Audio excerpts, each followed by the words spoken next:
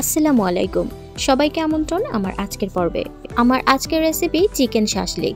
এইভাবে চিকেন শাসলিকটা বানালে যে কতটা মজার হয় সেটা না বানিয়ে খেলে কখনোই বুঝতে পারবেন না। একেবারে ঘরোয়া উপকরণে খুবই সহজ আর মজার একটা রেসিপি। এভাবে বানালে রেস্টুরেন্টের চেয়েও অনেক বেশি মজাদার হয়। ছোট বড় সবাই এটা অনেক পছন্দ করবে। যে কোনো বিকেলের নাস্তায়, অতিথি আপ্যায়নে বা বাচ্চাদের টিফিনে অনায়াসে এটা সার্ভ করতে পারবেন। তো আমার আজকের এই সহজ আর মজার রেসিপিটি যদি আপনাদের কাছে ভালো লেগে থাকে তাহলে প্লিজ আমার চ্যানেলটিকে সাবস্ক্রাইব করে আমাকে সাপোর্ট করবেন। চলুন তাহলে এর প্রস্তুত প্রণালী দেখে নেওয়া যাক।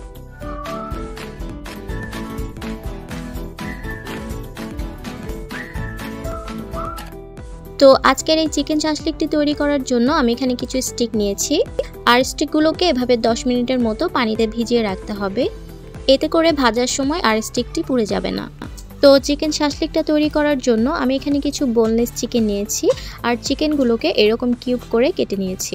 তারপর ভালো করে ধুয়ে এর পানি ঝরিয়ে নিয়েছি। এবার এর সাথে অ্যাড করে দিচ্ছি 1 চা চামচ করে লাল মরিচ, জিরা এবং ধনিয়া গুঁড়ো, 1/2 চামচ গরম মশলা গুঁড়ো, স্বাদমতো লবণ, 1/2 চামচ কালো গোলমরিচের গুঁড়ো, 1 চামচ করে আদা এবং রসুন বাটা, 2 টেবিল চামচ টমেটো সস এবং 1 চা চামচ সয়া সস। এখন সবকিছুকে ভালো করে মিশিয়ে নিব।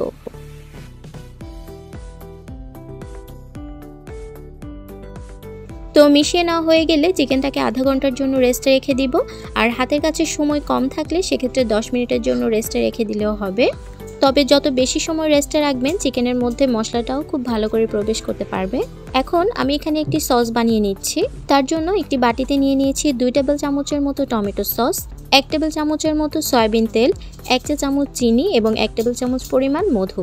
এই সসটা যখন চিকেনের উপর ব্রাশ করে দিব তখন খেতেও অনেক মজা লাগবে আর দেখতেও অনেক আকর্ষণীয় লাগবে। সসটাকে একটা সাইডে রেখে এখানে আমি চিকেনগুলোর সাথে অ্যাড করে দিচ্ছি কিছু ক্যাপসিকাম, টমেটো, গাজর এবং পেঁয়াজ।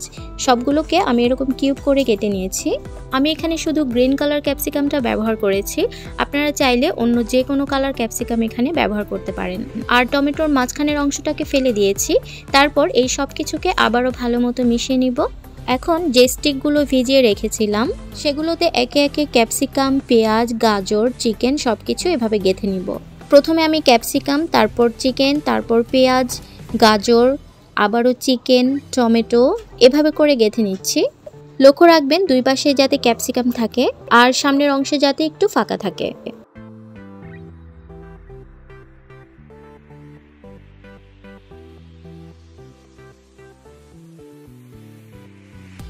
তো এই যে আমার এখানে একটি স্টিক রেডি করা হয়ে গিয়েছে।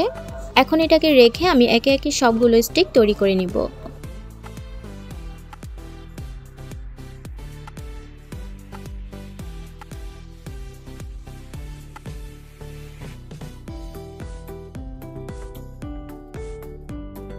এই যে আমার এখানে সবগুলো স্টিক রেডি করা হয়ে গিয়েছে।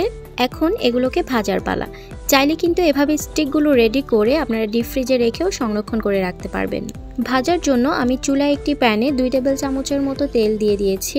তেলগুলো হালকা গরম হলে এতে একে একে স্টিকগুলো দিয়ে দিচ্ছি। চুলার আঁচকে লোতে রেখে স্টিকগুলোকে ভেজে নিতে হবে। কোনোভাবেই কিন্তু এই পর্যায়ে চুলার আঁচকে বাড়িয়ে দেওয়া যাবে না, কারণ চুলার আঁচকে বাড়িয়ে দিলে উপর থেকে পুড়ে যাবে আর ভেতর থেকে চিকেনগুলো কাঁচা থেকে যাবে। তো এক পাশে একটু ভাজা হয়ে গেলে আমি এগুলোকে উল্টে দিয়েছি এবং যে সসটা তৈরি করে রেখেছিলাম সেগুলো এর গায়ে ব্রাশ করে দিচ্ছি।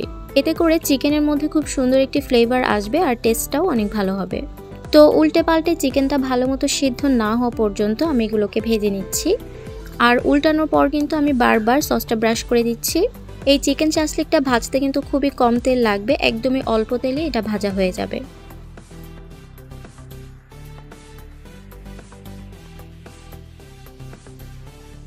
তো এই যে চারদিক থেকে উল্টে পাল্টে ভালো মতো আমি চিকেনগুলোকে ভেজে নিয়েছি। এখন একে একে এগুলোকে উঠিয়ে নিচ্ছি। দেখতে পাচ্ছেন চিকেন আর ভেজিটেবলটা কিন্তু খুব ভালো মতো সিদ্ধ হয়ে গেছে। একইভাবে আমি এখানে সবগুলো চিকেন শাসলিক ভেজে নিয়েছি।